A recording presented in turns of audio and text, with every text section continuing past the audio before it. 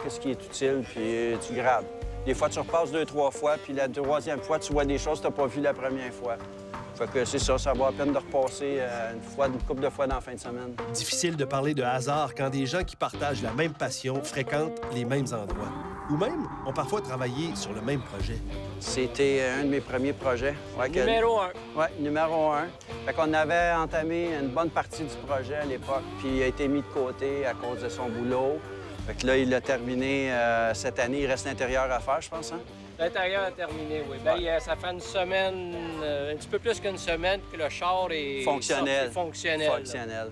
Dan a fait une grande partie de tout le châssis. Le châssis, c'est toute la conception de Dan, toute la suspension. La carrosserie, c'est quelqu'un d'autre avec moi qui a terminé ça. C'est mon projet numéro 1 sur facture. Le site de l'Eurocratie est l'endroit idéal pour révéler son plaisir coupable en matière de voiture. Pour certains, c'est le look. Pour d'autres, c'est la vitesse ou la boucane. Le plaisir coupable de Ted, se balader dans la voiture piscine. C'est ça, mais en même temps, tu sais, quand t'as 10 filles dans ta voiture, dans l'eau, entre ça et puis aller voir un show de burn, bah, c'est ça, moi je vais me balader. Mais c'est aussi ça le principe des shows, on n'est pas vraiment là non plus pour être, tu sais, comme cartésien, puis avoir des choses à régler.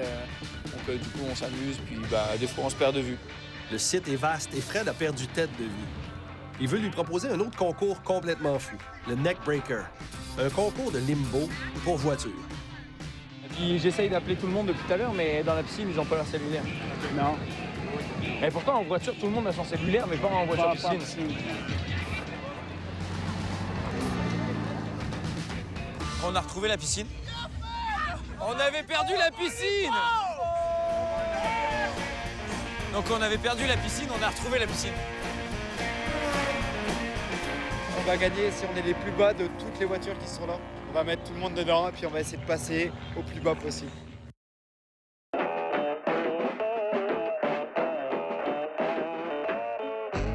Monter un kiosque pour un gros show comme celui de Granby ne se fait pas en claquant des doigts. Heureusement, Dan peut compter sur l'aide de sa famille qui comprend et partage sa passion. L'autre facette de venir à l'événement de Granby, ici, la fin de semaine, il y a le côté familial, oui, que ma conjointe adore venir ici, justement, parce qu'on rencontre, il y a du social, hein? On a un réseau d'amis que tout le monde passe ici pendant la fin de semaine. Ça peut être le vendredi, le samedi ou le dimanche. Puis Catherine aussi, elle a son réseau d'amis qui est ici, les plus jeunes un peu. Puis c'est un point de rencontre, dans le fond, pour tout le monde. Fait que c'est un peu le autre côté familial qui est intéressant de venir ici. Comme son père, Catherine a un faible pour les hot rods. C'est un coup de cœur sur un modèle. C'est un camion comme ça, c'est un Ford Pickup 934. C'est la dernière année que les modèles étaient encore carrés dans les pick-up. C'est les proportions qui sont belles à mes yeux. Le fait que celui-là, il est mat satiné, ça fait que je l'aime beaucoup aussi. Mon père a conseillé pour certains changements qu'il voulait faire, mais techniquement, tu sais, le camion, jamais qu'on va prendre un crédit parce qu'en général, c'est pas vraiment nous, là, on n'a pas fait grand-chose. C'était des petits, il appelle ça des petits tweaks. On a fait des petits ajustements mineurs, là, juste pour la conduite. On s'approprie pas du tout le projet, c'est tout le mérite va à ceux qui l'ont eu puis qui ont travaillé dessus, là.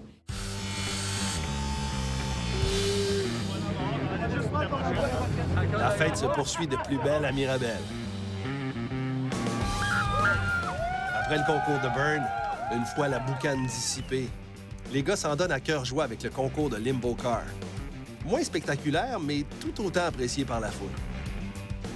Ah, la compétition de limbo, en fait, c'est avoir le char le plus bas. Et en fait, il y a la hauteur du véhicule qui compte beaucoup sur une première passe. Puis après, il y a une passe sur la hauteur de la caisse de la voiture. Pour voir si la voiture est très basse, en fait, ils mettent des speed bumps au sol, des bosses, pour voir si la voiture est très très basse au niveau du châssis ou si c'est juste la hauteur de la voiture qui fait ça. On va gagner si on est les plus bas de toutes les voitures qui sont là. On va mettre tout le monde dedans et puis on va essayer de passer au plus bas possible.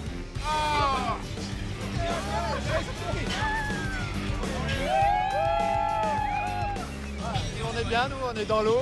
Regarde, je suis mal, moi. Regarde, hop là. Finalement, les gars n'ont pas gagné de prix dans les concours, mais ils ont clairement épaté la galerie.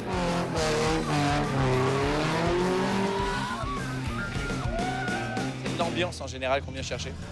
C'est des passionnés qui deviennent des amis, des gars de shop qui deviennent des chums aussi. On partage notre passion, en fait. C'est un rassemblement de passionnés vraiment de voitures européennes.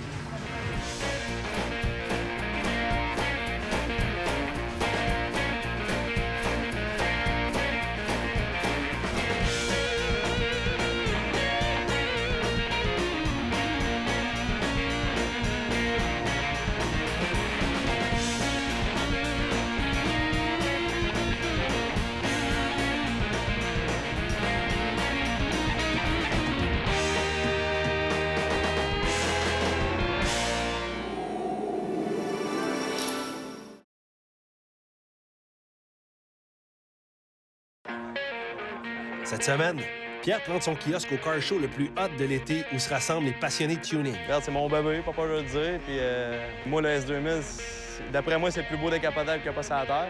Chez Dan, le projet familial prend la forme d'une Chevy Nova 1963. C'était supposé être juste barbouiller, mettre une petite mécanique dedans, la mettre en fonction, puis les filles en profitent tout de suite, mais c'est pas ça qui s'est passé.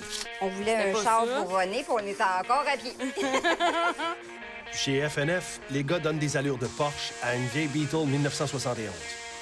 C'est un moteur Beetle standard, mais qui a été complètement machiné. Tout a été grossi dedans.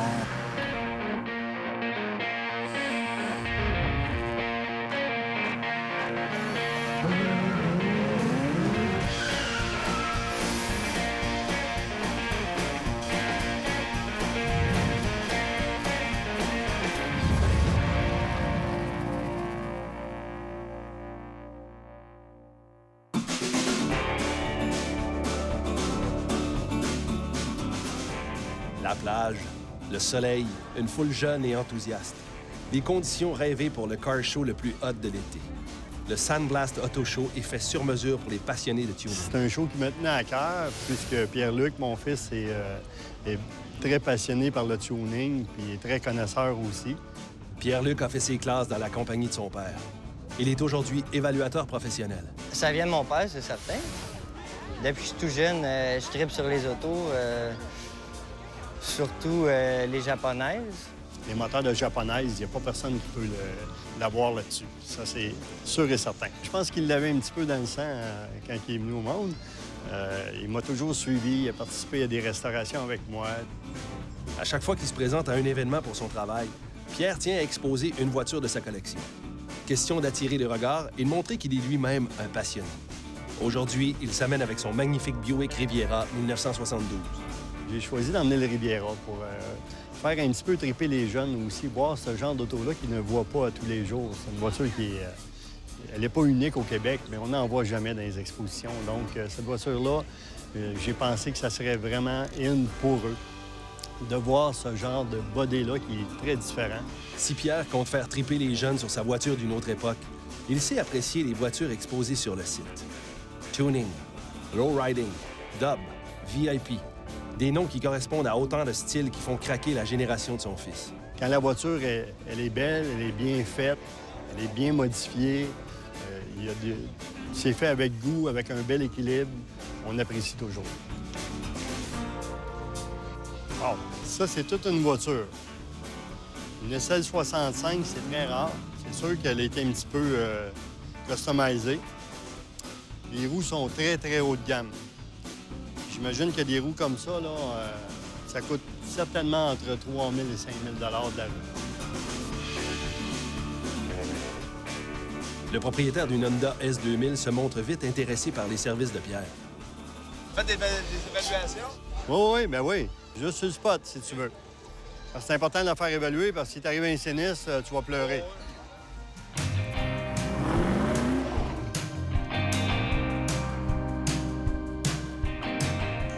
Quand tu as la passion de ton travail et que ton carnet de commandes déborde, ben tu fais comme Dan, tu rentres à la shop 7 jours sur 7.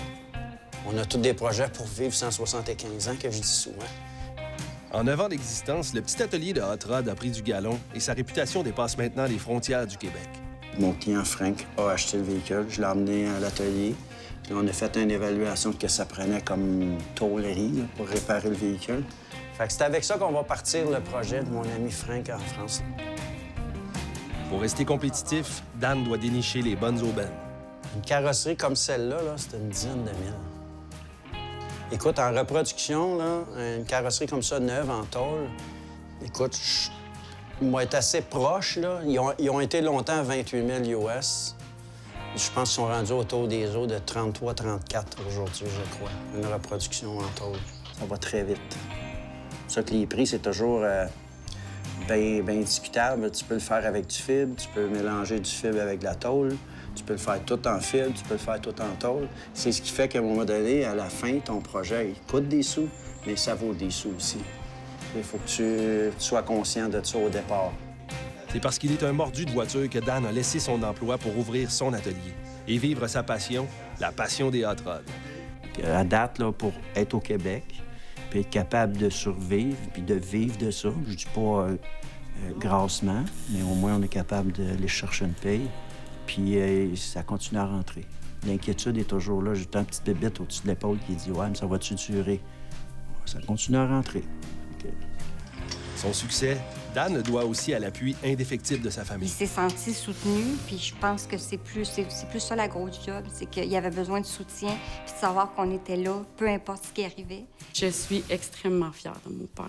Je trouve que la compagnie où il est rendu, les véhicules qu'il a construits, les amis qu'il s'est fait, les contacts qu'il s'est fait aussi aux États-Unis, ici, un peu partout, tu sais, c'est tellement une belle expérience de voir, tu sais, un de tes parents qui t'aime autant faire la job de rêve, tu sais, qu'il a toujours voulu faire, puis de voir que ça marche.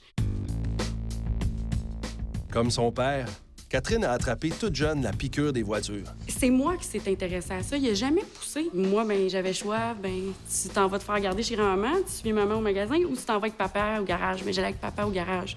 Moi, j'étais dans la rivière en train de chasser des grenouilles puis des couleuvres, puis après ça, j'allais m'asseoir puis je regardais, tu sais. Ça m'attirait. Puis dans ma tête, c'était tellement normal. Ça faisait partie de notre vie de tous les jours, là, parce que je me rappelle pas que mon père ait pas travaillé la fin de semaine puis le soir sur ses vieux chars. C'est le fun qu'on ait ça en commun puis que ça nous rapproche. Tant qu'à accompagner Dan dans cette aventure-là, Sylvie lui fait une offre qu'il ne peut refuser. Le projet familial a pris la forme d'une Chevy Nova 1963. C'était supposé être juste barbouiller, mettre une petite mécanique dedans, la mettre en fonction, puis les filles en profitent tout de suite, mais c'est pas ça qui s'est passé. Nous autres, on voulait un char pour se promener. Peu importe ce qu'il avait l'air, on voulait se promener là parce que ça faisait des années qu'on suit en arrière, puis des fois, on embarque quand il y a de la place. Mais c'est pas toujours évident. Il n'y a pas toujours de place. Anyway, nous autres, on écoute notre musique au bout, puis il n'y a personne qui veut, Fait que, on disait, là, il dit, ah, moi, t'en acheter un, c'est beau, on achète quelque chose. C'est pas grave ce qu'il y a de l'air. Nous autres, on veut se promener. Je veux juste qu'il roule. On arrive ici, il dit, il dit, on va faire quelques petites affaires dessus. Ça fait combien de temps, là? Ça va faire la deuxième été. Qui est toute démanchée. T'as vu ce qu'il a l'air? On voulait un char pour René, puis on était encore à pied. C'est vraiment le premier projet ma mère travaille beaucoup de temps. Ça, c'est le fun. Ça, c'est le fun parce qu'elle va savoir, quand elle va le conduire, là, elle va avoir le feeling, tu sais, d'une auto. La fierté que t'as d'avoir travaillé sur un auto, il n'y a rien qui ressemble à ça. Là. Tel père, telle fille. Catherine se soucie du moindre détail. Elle va comme ça, à l'envers. Hey, c'est blanc. Comme ça, oui, c'est blanc, pas mal blanc. Fait que ça va là. Ça va dans les caoutchoucs. Elle va dedans, c'est ça? En plein ça. OK, c'est les mouleurs qui vont dans les caoutchoucs qui retient la vitre. Avant d'installer tout ça, il y a ces mouleurs-là qui vont dedans. C'est sûr que ça prend des pros pour faire ça. C'est pas moi qui vais faire ça, c'est sûr et certain.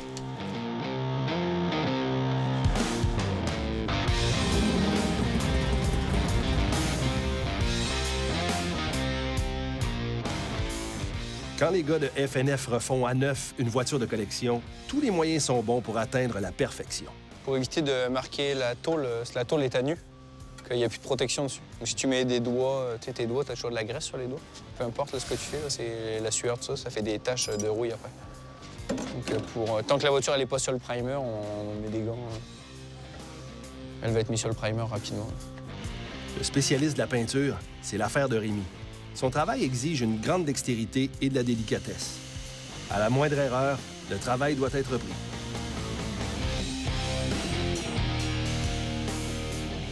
Fred et Ted, eux, concentrent leurs efforts sur la mécanique. Puis en fait, ils passent de la salle d'attente à la table d'opération. Dès l'instant que ça touche le moteur en lui-même, la transmission, c'est moi qui m'en occupe. Ted a plus le rôle de les remettre dans les véhicules, les enlever, les remettre dans les voitures. Le problème que Fred s'apprête à réparer est très fréquent sur les moteurs 3 litres de Porsche des années 80.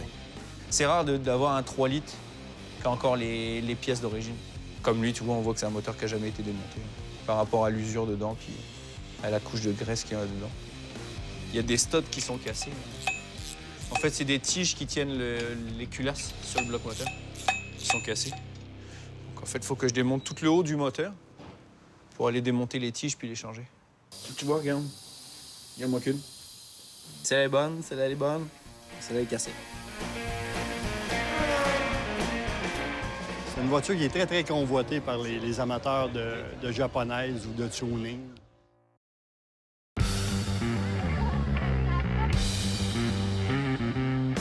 Le Sandblast Auto Show attire un public qui désire s'amuser et admirer des voitures de série modifiées à grands frais par leurs propriétaires. J'avais un rêve à un moment donné, c'est d'avoir un Honda S2000. Mais tu sais, c'était dur à avoir et tout ça, parce que ça vaut assez cher. Fait que il a fallu que je fasse de l'overtime. Les 60 heures, 70 heures semaine, c'était pas rare.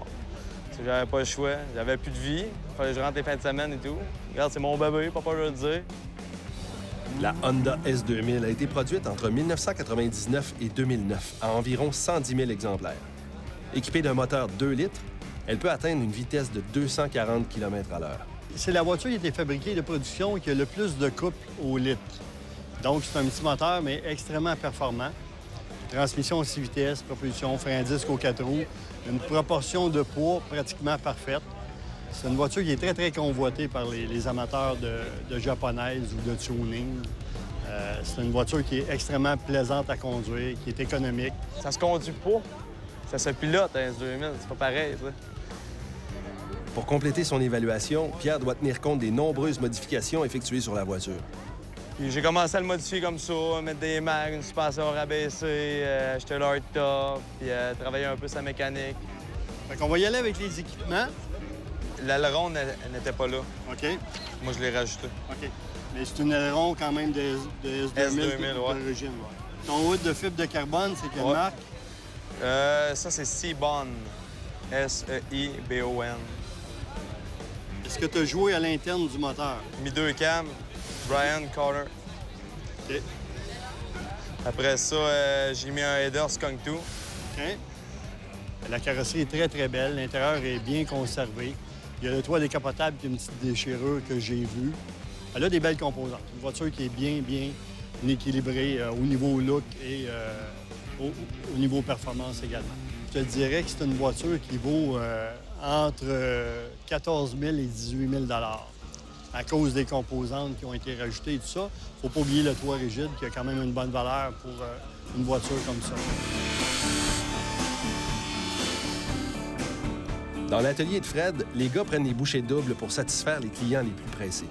Et ce, malgré les prouesses techniques qu'exigent certains projets, comme celui de donner des allures de Porsche à cette vieille Beetle 1971. C'est un moteur Beetle standard, mais qui a été complètement machiné. Tout a été grossi dedans. On est passé là à 2332 cc au lieu de 1600 à la base. Donc tout est modifié dedans, un gros arbre à canne, des gros carburateurs, beaucoup de pièces de performance. Remis un refroidissement comme un refroidissement de Porsche pour donner plus d'air au moteur en fait, pour qu'il refroidisse beaucoup mieux. On a changé toute la suspension, on a changé tout ce qui était transmission, colonne de direction. On a donné tous les specs du moteur.